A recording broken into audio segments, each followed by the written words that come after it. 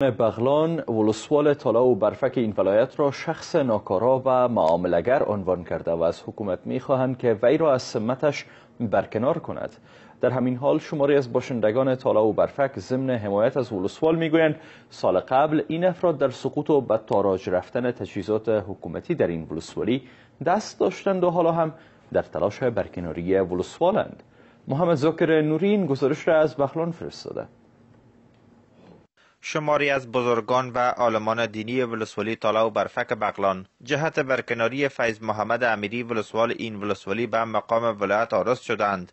وی را متهم به معامله‌گری کرده و او را یک شخص ناکارا عنوان می کنند.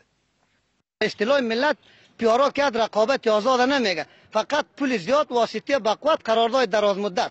این پیارا 2 سال است را 5 سال میشه. یه آدم که است بیادر نمیتور به زور خود به واسطه خود بیادر نمیجا آمده 6 تا ملت 80% 10% که است نمیخواد می آدم. در یک ماه تقریبا 3 روز در ولسوالی میره و 27 روز در چپلک فروشیش در کوچه چپلک فروشی در اینجا دکان داره در اونجا میباشه.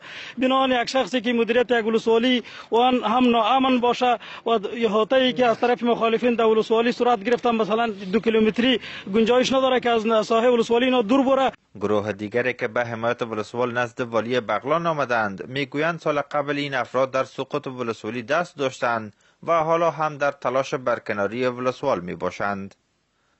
مقامات بالا توجه بکنه و از این حمایت شود. ما هم تا که جان داریم حمایت میکنیم. اگر خدای ناخواسته کنم وقتی از اینطور به ثبوت از پیش خیانت پیدا میشه ما در اون صورت بازش دفاع نداریم.